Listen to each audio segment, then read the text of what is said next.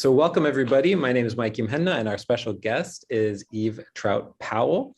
She teaches history of the modern Middle East and the history of slavery in the Nile Valley in the Ottoman Empire. As a cultural historian, Eve emphasizes the exploration of literature and film in her courses. She's the author of A Different Shade of Colonialism, Egypt, Great Britain, and the Mastery of the Sudan, which came out in 2003 from University of California Press, and the co-editor with John Hunwig of the African Diaspora in the Mediterranean Lands of Islam, which came out Princeton series on the Middle East and Marcus Weiner Press in 2002. And her most recent book is Tell This in My Memory, Stories of Enslavement in Egypt, Sudan, and the Late Ottoman Empire, which came out on Stanford University Press in 2012. Eve, welcome to afikra. Thank you so much, Mikey. It's so nice to be here. Thanks everyone for coming. This is an honor, and I told you this the first time we met that I've been really, really looking forward to having on the series for quite some time, so I'm excited about it. Let me ask you a basic question. You're an educator. How many people who take your classes know anything about slavery in Sudan before taking your class? I would say some of the Sudanese students I've had as undergrads have known, and also graduate students. I have an Afro-Turkish graduate student who's taught me a lot about slavery in the Middle East and the Ottoman Empire. And but I would say that these are a minority, and that most undergrads don't know much about it. Grad students know because they come to work with me about things like this. Yeah, most don't. Yeah. The reason why I ask is because when I was 18, I probably didn't know much about it. I probably had a hint. But I probably didn't know much. And so the reason why I'm asking that is I'm curious how much you knew and why did you start studying this? I didn't know anything about it. I had no idea. I mean, as an American and who did not major in Middle East studies in college, I had no idea. When I was accepted as a presidential fellow, I think I was in the first round of the American University in Cairo's presidential fellows. This is back in 1983. I didn't know. I didn't even know people spoke Arabic in Egypt. I thought they spoke hieroglyphs, and but it was my experience with people from now South Sudan. Because there was a huge, and then growing in the subsequent years, I've lived in Egypt. It was from walking down the streets with friends who were Dinka, and hearing the epithet of Abid hurled at them and not knowing what it was. That's how I came into some knowledge of it. But it's not an easy thing for people to talk about at all. So that's why I wanted to study it more. Yeah. So maybe I was telling you this before the call. I wanted to start with just sort of an overview of these three books, but I kind of want to start with the third book. But before we get into it, maybe from your perspective, if you were to explain this to like a 15-year-old. I've tried. Yeah, you've tried. Okay, so as you've tried to explain it to the 15-year-olds, what would you say is the sort of major takeaway of A Different Shade of Colonialism that you want somebody to walk away with?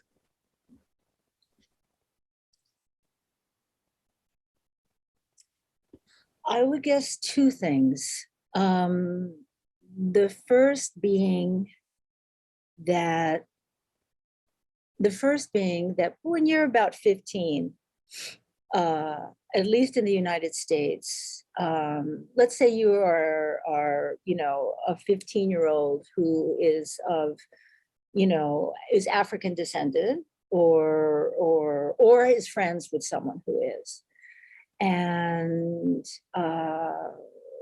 let's say you have experienced or are wondering about racism, and the racism in your culture is only represented through, the legacy of slavery, the Atlantic slave trade in the United States. So one of the things that I would say to this curious 15-year-old is that where there is slavery, there is a legacy, and that legacy is usually a racist legacy. The people who are descended from those who are enslaved or look like they were walk into these walls of insult, disrespect, and the erasure of their history. I probably wouldn't use the word erasure talking to a 15-year-old.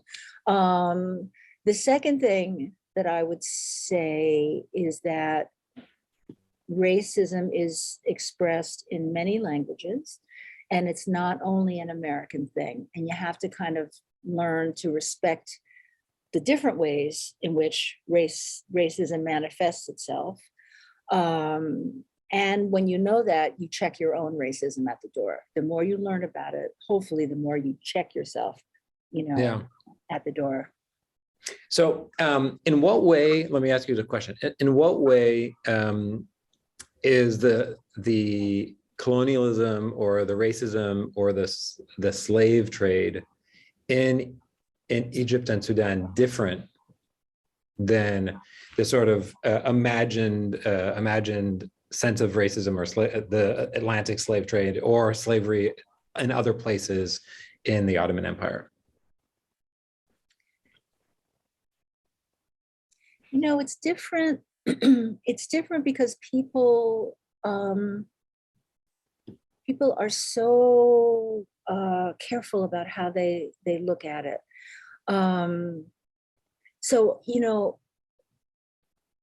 in Egypt, at least in Egypt of 1992, when I was there researching for my dissertation, or in 1997, when I went back to turn my dissertation into this book, the people who talked about racism were Sudanese, but Sudanese, not necessarily from Khartoum, certainly not wealthy exiles who were in Egypt, but people whose status turned them into refugees because of the civil wars in Sudan. And these were usually poorer people, but with this status of refugee, they lost a lot of rights, and they were hearing a lot of terminology that sounded to me a lot like racism.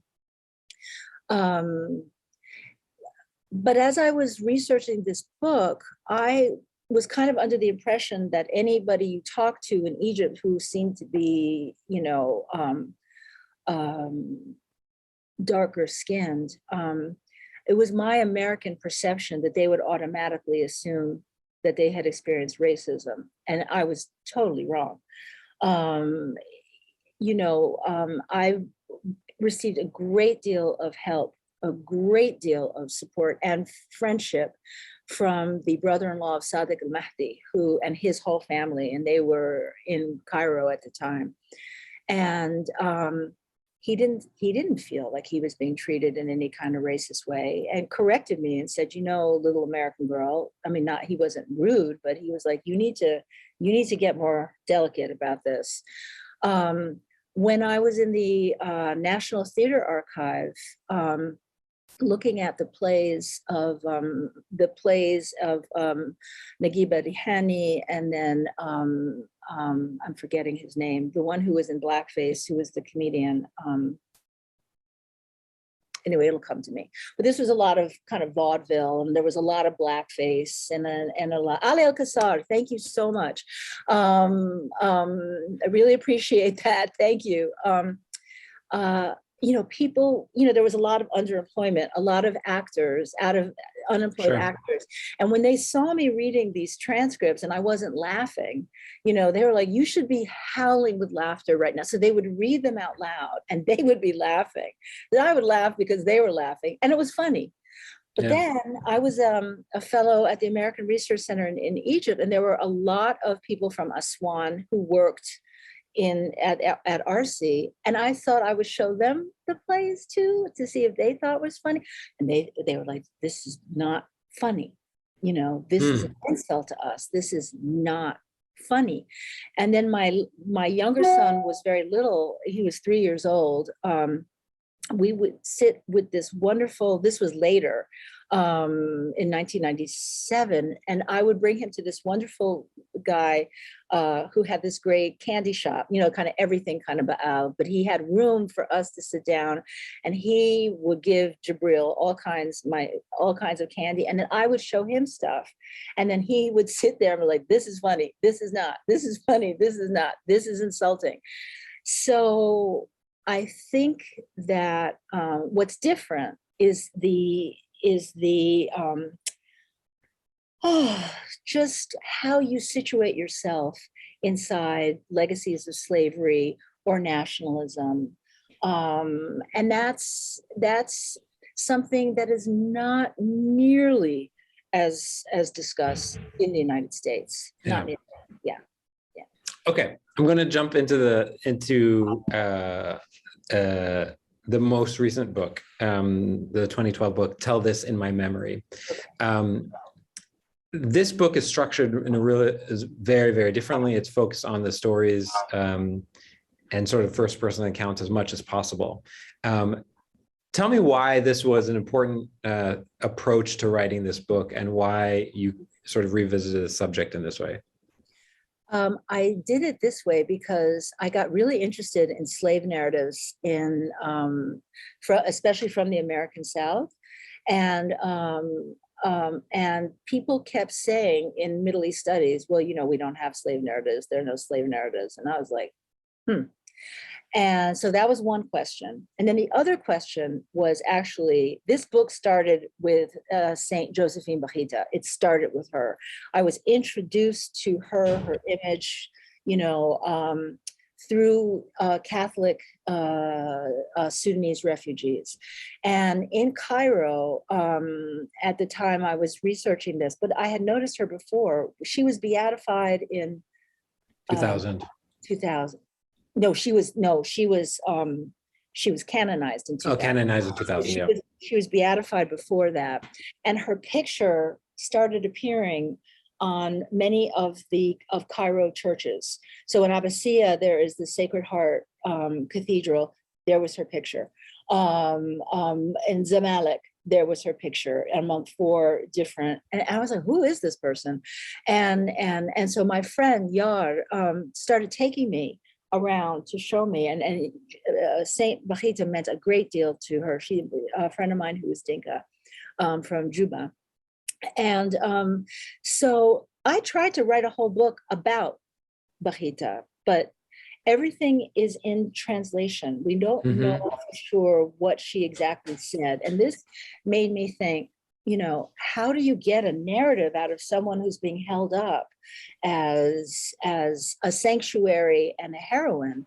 And then I thought, you know, with some help from some colleagues, that maybe it would be better to see if I could find other slaves who had formerly enslaved people who had written their own narratives. And of course, we've got a couple, you know, in these chapters, but you couldn't really tell their story without looking at the stories of people who owned slaves, who surprisingly said quite a bit about the slaves in their lives. And that's how this came about. Yeah. And I also think this book is a lot less angry than my first one. I think I was more angry, you know. And in this one, you know, I was tenured, I was cool, I didn't, you know. Well, I think the impact is definitely different. I would actually say that this book, even if you were less angry, hits harder. Oh, really? Yeah. That's an interesting thing to say, Mikey. Huh. Why do you say that? Because I feel like you're just laying things out, and you're saying, and I don't hear you as much. Oh, interesting. I hear them. And so it's mission accomplished. Yeah, mission accomplished. Yeah, exactly. Oh, that's nice, Mikey. That makes me feel good about it. Oh, good. Yeah. Okay, let's talk. I want to talk a kind of go chapter by chapter a little bit. And so take me to going into this yellow paged book. Yes. And what is, who is Ali? Let's just set the scene. So who's Ali Mubarak? What is this book? Why were you digging into it? And what did you find? Okay, so Ali Mubarak Basha is someone I was introduced to in my first book. And he was off and on a very powerful man during the rule of the Khedive Ismail. And then after, until he was often out of favor with Tawfiq. He was a very important politician. He was a very important scholar. And he wrote all the time. He's got immense novels. And he wrote this khitat, this al-khitat al-Tawfiqiyya al-Jadida li Masr al-Qahira, and all this.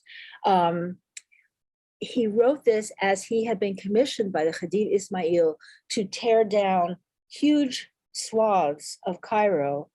So as he is this, hugely powerful civil engineer tearing down all this stuff, he adopts the style of 10th century khitat, which is a topographical, it's a topographical encyclopedia of everything in Egypt. It's an Egyptian historical literary style. It's like literally the yellow pages almost. It is literally the yellow pages. And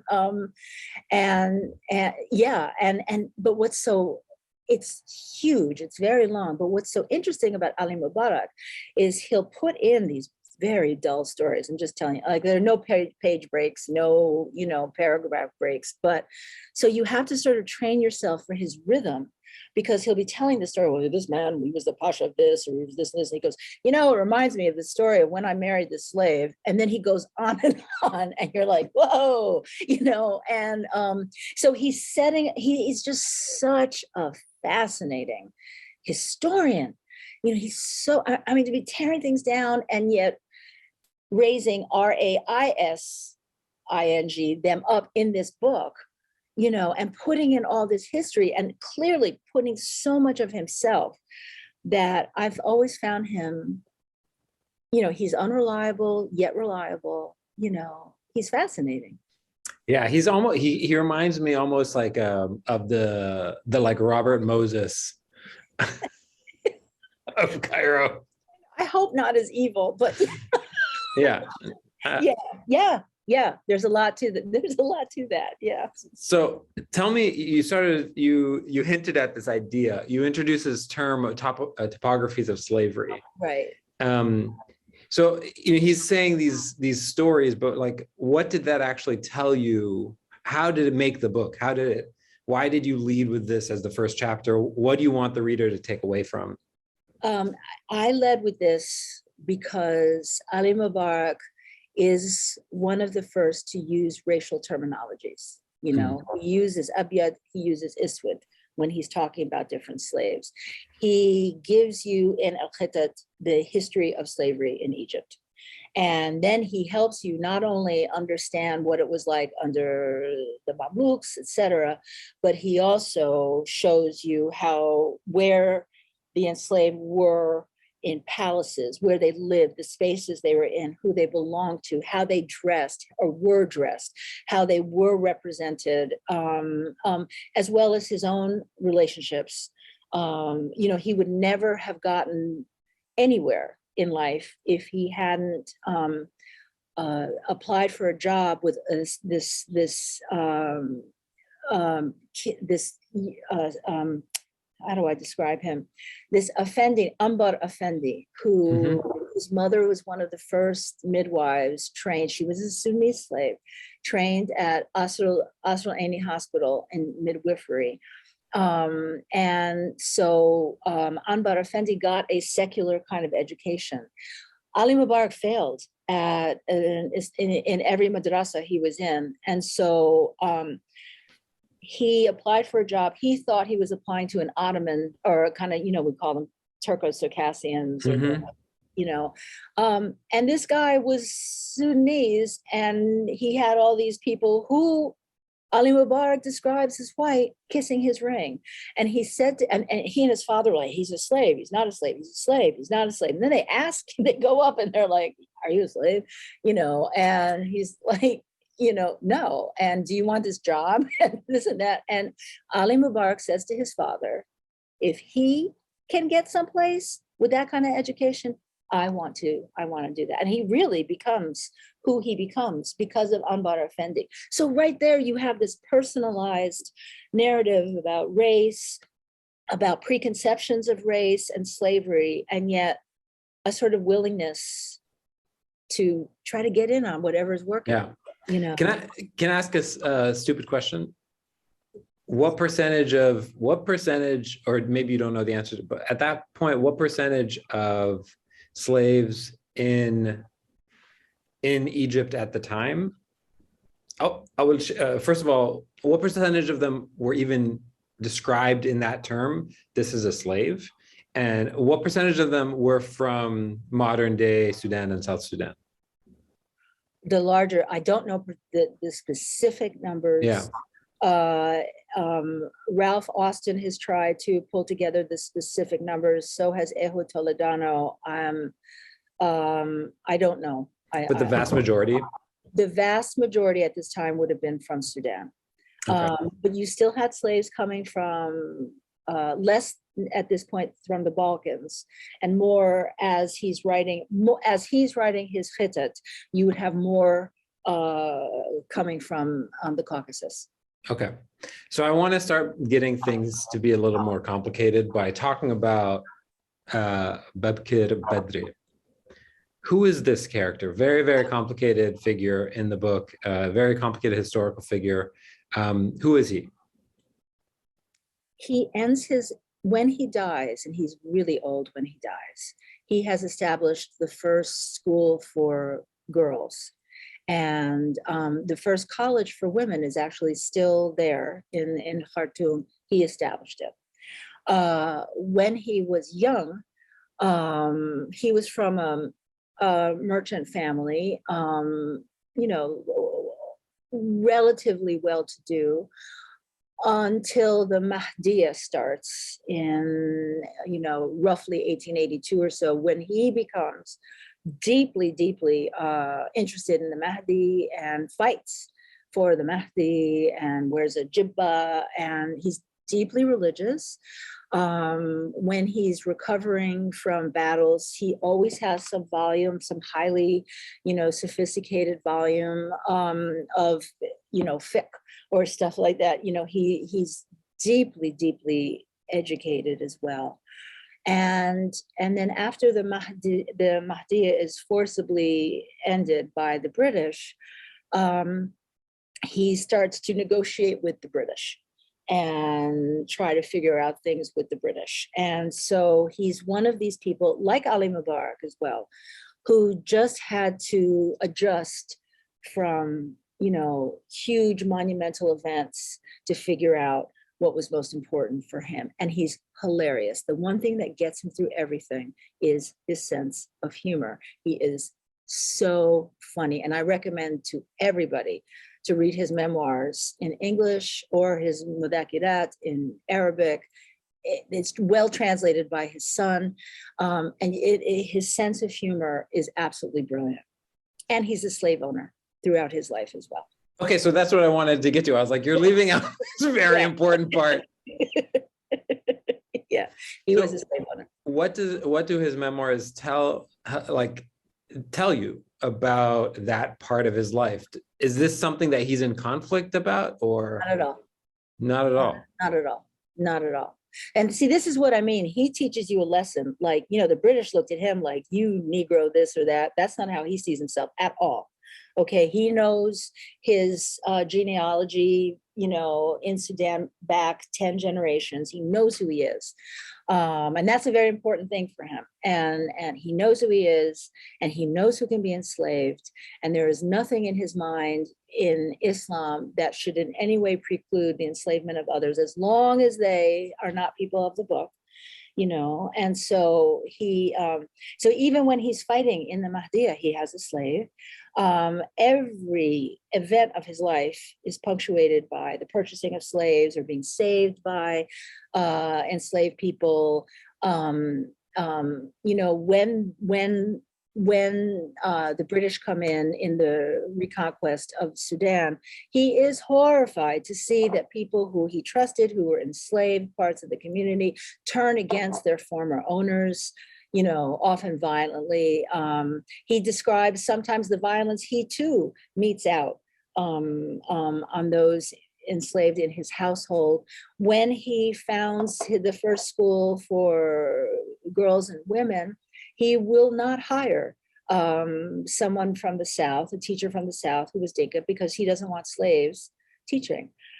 When he is taken prisoner for a little while after the Mahdiya, he's in Upper Egypt, and he starts getting treated like this. And he has to show through his erudition and his Arabic, you know, which is, you know, high and low, who he is. So slavery forms him in many ways. And if you know, but he's also watching so many of, you know, some of the slaves he has, he loves them. Some of them he could care less about, you know. It's just, you know, and his daughter, was it his daughter? No, his sister married a former slave, and that, so he's fascinating. Well, is he a sympathetic character in your mind? Yeah, it's interesting. Yeah, you know, maybe it's, you know, sometimes I'll tell my students, you have to watch this film. It's so great. You'll love it, you know, and they don't love it, but I love it because it fits right into that part of the course. You know, Bobby could really help me understand things. You know, he really, in many ways, he taught me a lot. And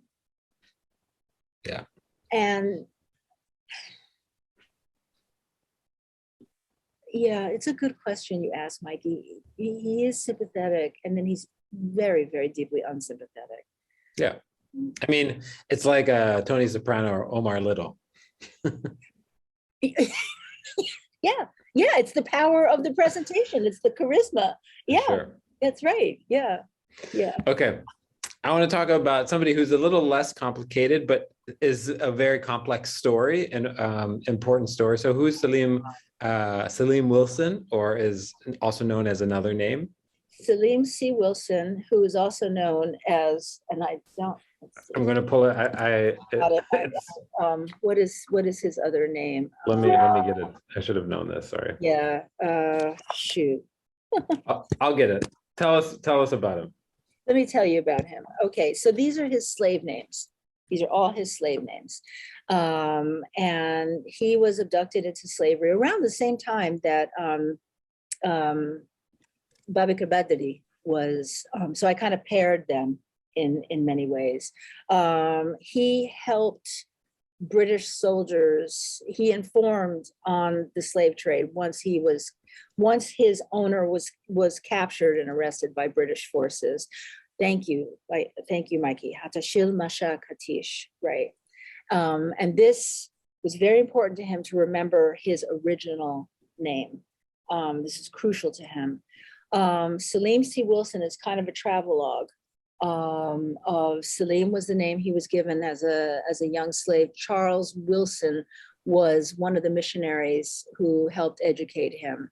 And he was really a witness to the social isolation of slavery, to not being believed, when he wrote things, to always being seen as someone in translation, which he just hated. As a man who later in his life fought for his Blackness and his dignity while married to a British woman living in the northern UK. And he is a really beautiful example of a problem that I found in writing this book, was that most of the formerly enslaved did not write in or speak in the languages of the Middle East. They spoke in the languages of those who liberated them. So he wrote in English, and still people didn't believe it, that how could you speak so well? You know, this haunted him, this lack of fluency haunted him. I believe he was perfectly fluent in English, but it haunted him, just like it haunted Frederick Douglass, you know. And so this deep effort to also give the history of where he came from, and the fact that he held on so hard to his original name, to me makes him a very sympathetic person. Yeah, it's an amazing story. It's a really an amazing story, and I think it speaks volumes.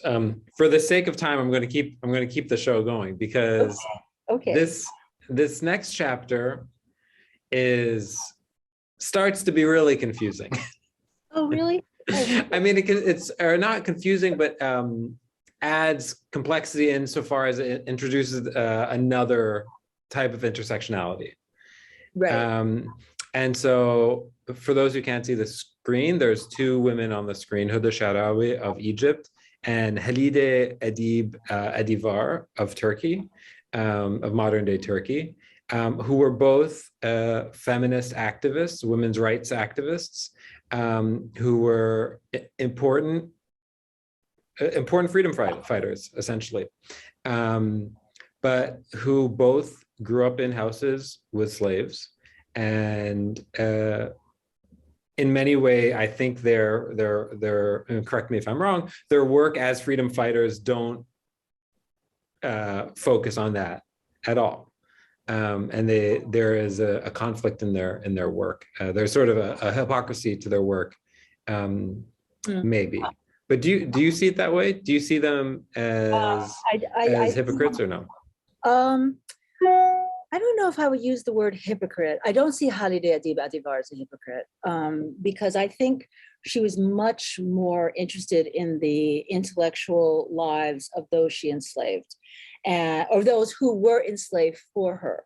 And she manumitted the woman who was her possession, manumitted her, and they kind of became women together. And I think that to be a nationalist in the very late Ottoman Empire, and to survive that awful civil war, and to kind of feel that, you know, the nation is existentially threatened. And it's the way she writes about Resha, who is the slave that's closest to her. And there's a whole late Ottoman, early Turkish Republic literature, mostly for women. Hers is by far the most complicated. The other reason I'm sympathetic to her is because she wrote her memoirs in English when she was in exile after Mustafa Kemal kicked her out of Turkey. She wrote this when she was teaching at Columbia University.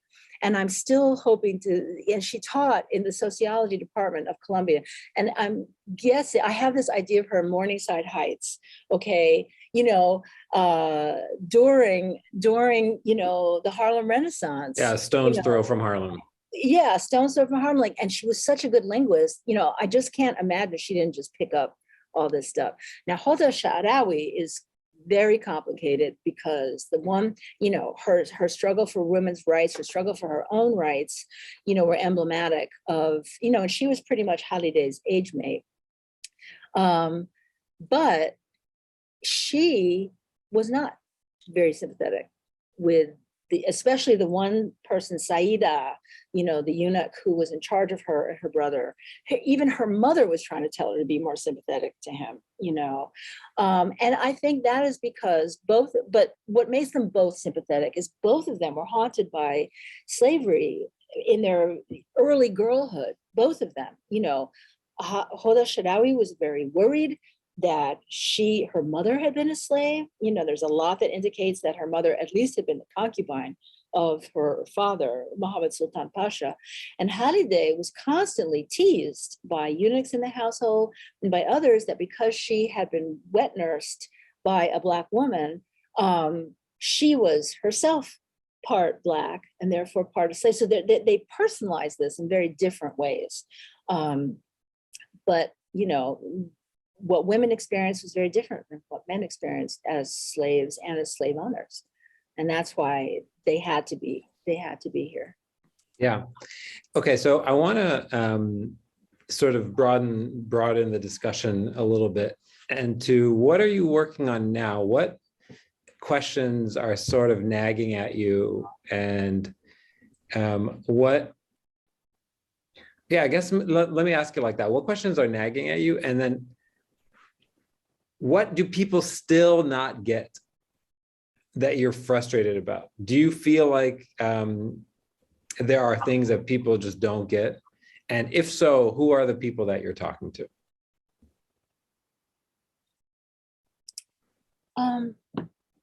What's nagging at me is finishing this damn book I'm trying to finish, which is a book that explores the visual culture of slavery in the Middle East. And I've got about 3 chapters, and I'm really struggling with Orientalist painting. And I've gone deep into French art history, and now back to Egyptian history, finding out how much Napoleon participated in slavery from Darfur when he invaded Egypt, and just who are these Black people that end up in the pictures of Jean-Léon Gérôme, what are they supposed to represent? How do the formerly enslaved, how do they start using the work of photography in order to kind of seize their own images? And so that's what those are the questions that are nagging at me right now, really nagging at me. Well, who are they for? Are they for your students? Are they for sort of the broader American public? Are they for Middle East scholars? Are they, who are they for? All of the above. All of the above. Yes. Really? I'm always, is that yeah. Is that possible? What are you trying to say, Mikey? No, I wonder. I mean, like I've never written one of these books, but I feel like I would imagine that in your mind's eye as you're writing it, you're thinking of a specific audience who you're hoping to reach. Well, definitely a Middle East studies audience, definitely an African studies audience, definitely a cultural studies audience, and definitely an Africana studies audience, because I'm in 2 departments. I'm in history and Africana, and I've learned so much from my experience in Africana. Definitely for my students, probably my graduate students, because they are the hardest readers I've ever had, or will ever have. And I would really love my sons to read this book. Okay. We can arrange that. Okay, I'd like you to read this book too. I will. Okay, I want to move to quick Q&A because we're going to get a bunch of questions in the chat. So let's go to the quick Q&A. All right. First of all, no judgment. What are you reading or watching right now? Okay, I'm reading a translated novel from Émile Zola, who is a very important part of the visual culture in France during the height of Orientalism. So I'm reading that. I've been reading a lot of Zola. I've been reading a lot of 19th century French folks. And I'm watching Bottom Feeding all the way. Okay, I'm a daily watcher of Judge Mathis and Maury, if I have time. Love those shows. And I'm forcing myself to watch Fauda, the scandalously bad Israeli program, because I want to write something for the Journal of Palestine Studies. I want to write a review article about passing through Arabic and Hebrew in Israel and Palestine. Cool. I can't wait to read it. Can't wait to read it. Seriously. Okay, who would you love to shadow for a day, past or present? Ali Mubarak Basha. Love to follow him around. So in the interest of time, I'll just leave it at him. Yeah. Okay. Do you think he was a popular guy? I do. Okay, interesting. I do. He seems like an interesting character too. Yeah, yeah. Okay, what do people most misunderstand about your work? I would think where there is a great misunderstanding is that I think there's a great misunderstanding in general in Middle East studies about the work that Africana studies does. And I think that there is still a very big misunderstanding that someone like me is imposing my sense of race onto the Middle East. And I think there's plenty of examples of racism and discrimination in the Middle East that have nothing to do with where anybody comes from. They're just there. You know, we had an explosion of blackface performance a couple of years ago, especially during, you know, George Floyd, Breonna Taylor. You know, it was just crazy. Sometimes meant to be supportive, you know. A lot of so I think that's what's most misunderstood about my work. Yeah. Okay, outside of your profession, whose work do you admire or are inspired by? I am inspired by Dwayne "The Rock" Johnson. I love it. I think this got yeah, this is my favorite answer. We've been doing this, you know, for 3 years, but this is my favorite answer thus far. I love him. Right. Okay, we're going to open up to some questions. We have 2 thus far. Jackie, I'm going to ask you to unmute. Hi, can you hear me all right? I hear you perfectly. Go ahead. Wonderful. Well, thank you both so much, Professor Into Africa, for organizing.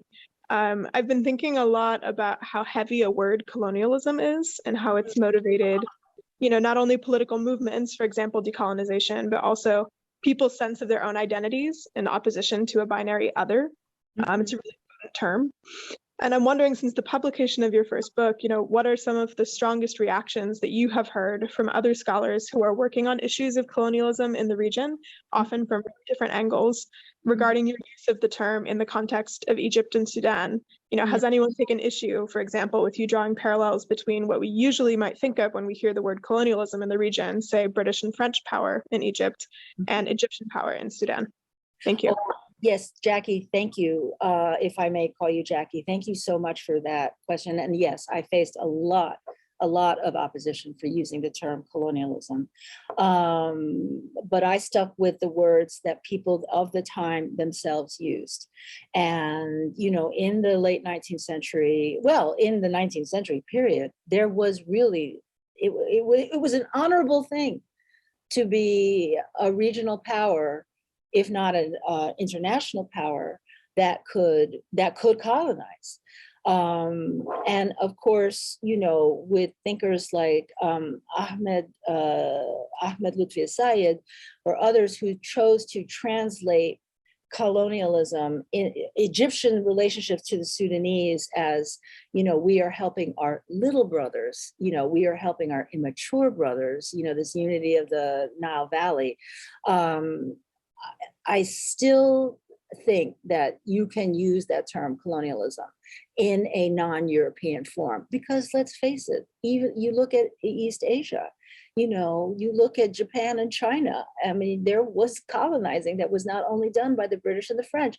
You look at the Russian Empire, there's plenty of colonizing there, you know. So I think we kind of have to, we kind of have to open, you know, our understandings of colonialism. You know, I'm certainly not excusing the British Empire, the French Empire, but I do think we have to open it up. So I stick by it. Yeah, the idea that only Europeans and Western powers are able to think those thoughts and have those ambitions, and that greed for power in it of itself is so reductive, and makes you know, in this case, Arabs seem so cute and quaint and only victims. Right. Okay, cool. So we have another question from Sada. Sada, let me ask you to unmute as well. Thank you so much, Dr. Powell, for this talk. I was wondering if you can speak a little bit about humor and satire and the way it's been used in 19th and 20th century Egypt to produce a Black other. Thank you. Yeah, thank you very much for that question. People, you know, I talked earlier about people wondering whether or not Ali Al-Qassar was funny or not, you know, where the humor is used. Ali Al-Qassar certainly used his humor to make a Black other, although he himself adopted in blackface when he was in the theater this identity of Osman what was it, Al-Nubi al-Wahid. And he was nothing Nubian about him. So, but he used his humor, you know, to sort of make people laugh at, like, but still keep distant from a Nubian character. Often for the Sudanese, it gets worse. I watched a film, it's called, you know, I'm not doing well with names today, but it stars a little Egyptian star. Her name was Feiruz, and it's with a big star, a big comedian. Is it Wegby? There's this building named after him right in Cairo that I used to live in. Anyway, and they're doing this piece. It's Anwar Wegdi. Thank you. Thank you all for helping an old lady with her memory lapses. I really appreciate it. But Anwar Wegdi is in this film, and they're doing tap dance, they're doing all this stuff, and all of a sudden, and it's a hilarious movie, and all of a sudden, this band, they're playing in this club for a band, and then little Feiruz, not the Lebanese Feiruz, just this is an Egyptian star. She goes over to the pianist, who looks like he is Sudanese. He's dark skinned. And then she wipes from his skin onto her blackface, and then performs this song in sort of Sudanese dialect, and everyone is laughing. And okay, so that's in the 1940s. Now we get to sort of the Egyptian SNL performances of, say, Anbar, you know, the hero Anbar, or we look at some of these blackface performances, and they're supposed to be hilarious. Blackface performances, by the way, in 2019, 2020. And the comedians are being asked, why are you doing this in blackface? And they're like, it's a joke. It's because we love Sudanese. It's hilarious. It's a joke. And it's not a joke. So I think an exploration of humor would be really important. And there's going to be a chapter in my book on the visual culture about this kind of humorous, very contemporary approach to Sudanese people. And some people say, well, it's just funny. What does it matter? And I said, well, I don't see a lot of Sudanese people on Egyptian television or in Egyptian comedy films. If I'm wrong and anyone here in the audience knows something they can tell me about, I believe there have been Sudanese actors have been hired for more recent productions of Anwar wa Abla. But yeah, I hope I'm answering your question, because the humor part, it's very exclusivizing. It's very, it's not the gate people think it is. Okay, we got a question from Sada Ali, and then we have two more after that. Hopefully we can get through all of them. Sada, go ahead. Okay. Thank you so much. Can you hear me? Yeah. Oh, perfect. I actually following on what you were just talking about, and thank you so much for this conversation. I'm Sudanese, and I, let's say, Arab passing, and for that, I hear about what people say about North and East Africans, and I'm talking about Arabs, let alone, the outside. It's very frustrating for me. I work from London in African art crime, and so I see Egypt as a bottleneck in this narrative. And Ahmed Zaki, I think, is the closest to another example of an actor. That's just a side note of an actor who's done a lot for race relations. My problem is that in the interviews that I do with crime investigations, I find that Egyptians don't identify as Egyptians in one narrative. They identify as Middle Eastern and not African. And so then they have control over the Sudanese narrative in the global scale, from the way our literature is translated to trade across the Nile. There's often jokes, and again, it's interesting how humor is dealt as a healing property throughout this. And, us Sudanese, we say the Egyptians control us, they can even cut the Nile off us if they want. So a lot of trade, as you know, was happening through the Nile from Sudan through Egypt. And lots of people went for pilgrimage and traveled to the rest of the Middle East through Egypt. And so very little is discussed by how detrimental Egypt has been to how us Sudanese have been braced or unbraced by the rest of the world. And yet to this day, even the George Floyd hashtag in Balarabi has been embarrassing to read about. Even furniture was sold, black leather sofas were sold under the hashtag George Floyd over this Black Lives Matter movement by Arabs in the Middle East wanting to shift furniture quickly. And again, it's this, haha, we're joking, but like, for how long do you think this is going to be a joke, or how can we get Egypt to speak up? And that's a very long question, but I'm sorry, Adi, I'm done speaking. Thank you for having me. It was a very important question also. Have you seen this movie called Hennet Ward? And it's all about a henna party that takes place not too far from the pyramids. And it's recent. It's like a year or two old. It was a short that was presented at Cannes, and it's an Egyptian filmmaker, and it really explores this, because the woman coming to do the henna brings her sick daughter, Ward, to this household, and first it's all fun and games, and then they turn on her. It's if you can find it, to me, it's a sign of real hope in terms of what's going on in Egypt. It's a small step, but it's there, but it's not enough. And you're right, I don't know how long it will take. I really don't. Yeah. Okay, and I'm going to combine two questions. Rula asked me to read her question, and I'm going to combine Salma's question into it as well. So Rula's question was, have religious understandings / definitions of slavery figured into your work? If so, do you have books or articles that you'd recommend? And then Selma is also looking for recommendations. Have you encountered any memorable references to Black employment in domestic occupation, particularly in Egyptian aristocratic kitchens and hospitality industry?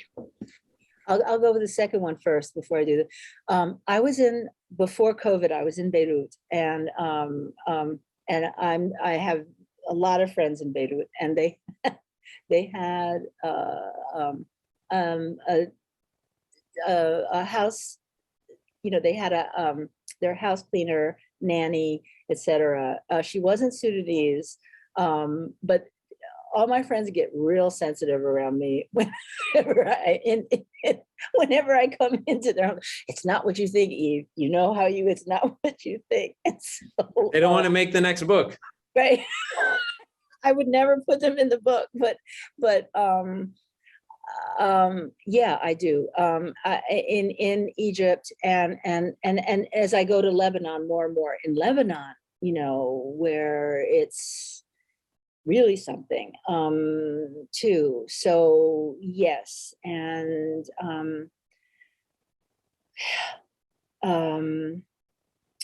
the question about where to find exploring religious definitions of slavery, I really would recommend, if you have the time to dive into Al-Khidat, Tawfiqiyya, by Ali Mubarak Basha. He really sets it up.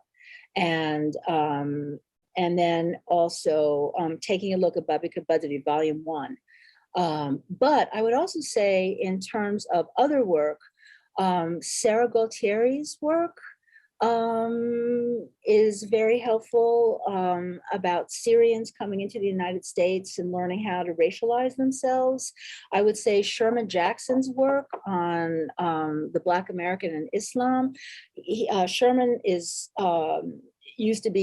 used to run the CASA program, the Center for Arabic Studies Abroad. His Arabic is unbelievable. He studied at Al-Azhar. He is a great source about this. Shuki al-Hamil, Black Morocco, another really important book about religion and slavery. And I'll stop there. Amazing. Well, we just finished with our time. Eve, thanks so much for taking the time to do this. I really appreciate it. It flashed. It was gone. It was so much fun, Mikey. Thank you so everyone for listening. And I'm now committed to afikra. Amazing. As we are committed to you. So I hope that you get to, I hope we didn't interrupt your Lowry watching your Mathis watching. Don't worry, I have got it all it's all on. It's all on tape? Okay, amazing. Well, this is going to go up on our podcast and on our YouTube page. If you don't already subscribe, it takes a second. Just hit that big button that says subscribe and share with your friends tomorrow when it goes up on the feed. Thanks, everybody. Thank you.